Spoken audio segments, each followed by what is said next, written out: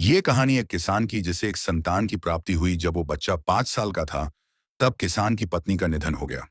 इस बच्चे के लालन पालन के लिए उसने दूसरी शादी की दूसरी पत्नी से भी उसे एक बेटा प्राप्त हुआ। और कुछ समय बाद उसकी दूसरी पत्नी का भी निधन हो गया। दोनों बच्चों को किसान ने अकेले पाला पोसा बड़ा किया। जब बड़े बेटे की शादी करवा दी, उसके कुछ समय बाद किसान की मृत्यु हो गई। जो भैया भाभी घर में थे, उनके साथ छोटा भाई रहता था। भैया भाभी छोटे भाई से परेशान थे कि प्रॉपर्टी का आधा हिस्सा इसको देना पड़ेगा। समय का फेर ऐसा था कि छोटा भाई बीमार रहने लगा। पहले तो उन्होंने थोड़ा खर्चा किया, वैद्य को दिखाया, लेकिन जब वो ठीक नहीं हुआ तो दोनों ने वैद्य से मिलकर उसे जहर देना शुरू किया। और कुछ ही दिनों में छोटे भाई की मृत्यु हो गई। भैया भाभी खुश थे कि अब हमारा पीछा छूटा। समय के साथ इन्हें भी संतान की प्राप्ति हुई। इनका बेटा बड़ा हुआ, उसकी शादी करवा दी। कुछ समय बाद उसकी पत्नी की हार्ट अटैक से मृत्यु हो गई।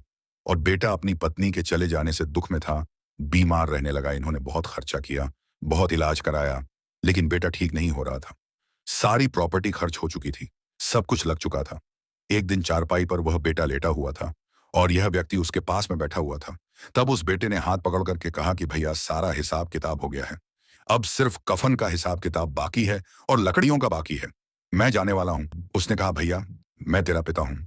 उसने कहा, नहीं, आप मेरे बड़े भाई हो। मैं आपका छोटा भाई जो इसी घर में वापस जन्मा हूं। और वो जो मेरी पत्नी चली गई, वो वही वैद्य है जिसने मुझे दवा की जगह जहर दिया था आपके साथ मिलकर।